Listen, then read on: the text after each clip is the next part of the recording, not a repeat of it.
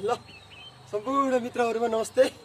शुभ बिहानको दौड सँगसँगै अब शरीरको लागि सामान्य व्यायाम पनि सुरु भइसक्यो।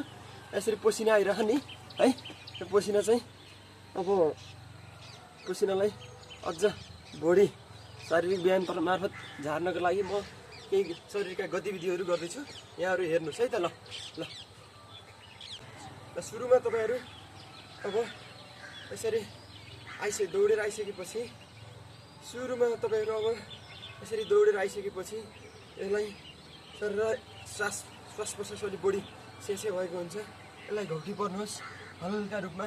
यस्तो गतिविधि चाहिँ अलि लामो समयसम्म गर्नुस्। कम्तीमा 1.5 मिनेट यो गर्नुस् है। अनि त्यसपछि यो श्वास प्रश्वासको गति अलि कम हुन्छ। त्यो कम भइसकेपछि तपाईहरु फेरि नेक्स्ट अर्को गर्न सक्नुहुन्छ। यसरी अर्को गतिविधि यो 20-25 चोटि हल्का अघि दौडिँदा यसरी दौडिएको थियो है। अहिले चाहिँ यसलाई हल्का माथि ल्याएर अलि पावर मिलाएर यसरी गर्नुस्। यो 20-25 चोटि गर्नुस्। त्यस पछाडि तपाईहरु फेरि यही क्रियाकलाप जस्तै खुट्टाको एक साइडबाट हल्का 2 3 4 5 6 7 8 9 10 गरी अब 20-25 चोटि यो गर्नुस् है। मैले थोरै मात्र देखाइरहेको छु तपाईहरुलाई। दैनिक रूपमा नियमित गर्नुस्। त्यस पछाडि तपाईहरु हल्का खुट्टा फुटाउनुस्। अनि कम्मरमा हात राखेर नुङ्नुहोस्। नुगिसकेपछि दाहिने हात बायाँ दायाँ गरेर दायाँ बायाँ तर हातहरुलाई यिनलाई फैलाउनुहोस् है। एवं रीतिले यी कुराहरू 20 चोटि गर्नुस्। अनि त्यस पछाडि खुट्टा जोड्नुस्। खुट्टा जोडिसकेपछि तपाईहरु फेरि हात खुट्टामा घुँडामा राख्नुहोस् अनि बस्नुस्। यो 20-25 चोटि गर्नुस् यस्तो है। यो 20-25 चोटि गरिसकेपछि तपाईहरुले यसमै हल्का यस्तो गरेर अलि ख्याल गर्नुपर्छ। यो घुँडाको नसाहरू तर्किन सक्छ। हल्का यो 2-3 चोटि 5-7 चोटि यतापट्टि लैजानु, दायाँपट्टि फेरि बायाँपट्टि लैजानु है। एवं रीति यो पनि गर्नुस्। त्यस पछाडि तपाईहरु फेरि अब यो शरीर छाती हातको गर्न सक्नुहुन्छ है।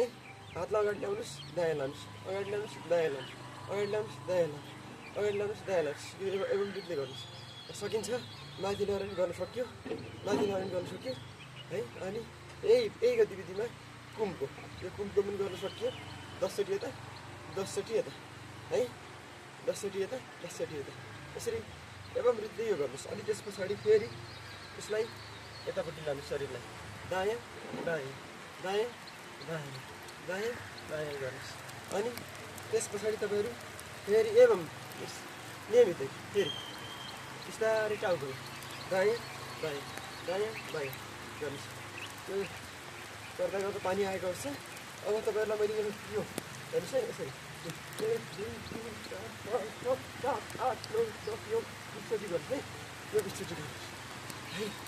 त्यस पछाडि तपाईहरुलाई मैले यस्तो दायाँ बायाँ यस्तै गर्नुस्। अनि यस्ता गतिविधिले है भुँडीलाई माथि बुढाउन सजिलो हुन्छ। र यसरी टक्क भुँडी खुट्टादेखि लिएर शरीर सुरुक्क बाँसाको झेक्रो जस्तो बनाउन सकिन्छ। यो गर्नको लागि साह्रै मेहनत गर्नुपर्छ। खानेकुराहरू ब्यालेन्स मिलाएर खान पनि पर्छ। एउटा गतिविधि म तपाईँलाई देखाउँछु है। सुरुमा बिस्तारै 2 चोटि गर्नुस्, 3 चोटि गर्नुस्, 4 चोटि गर्नुस्, यो गर्नुस्।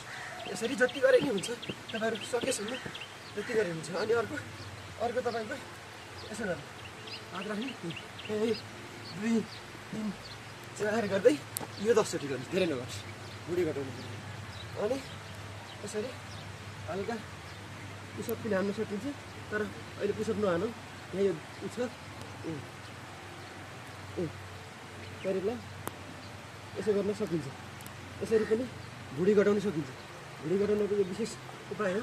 पुसअप पनि हान्न सकिन्छ यसरी है। ल हस्, धन्यवाद। यो सन्देश यहाँहरूलाई मैले नियमित दिने नै छु है। म आफू जे गर्छु त्यो नियमित दिनेछु। यहाँहरू पनि नियमित रूपमा शारीरिक व्यायाम गर्नुहोस् र स्वस्थ रहनुहोस् है। व्यस्त रहनुहोस्।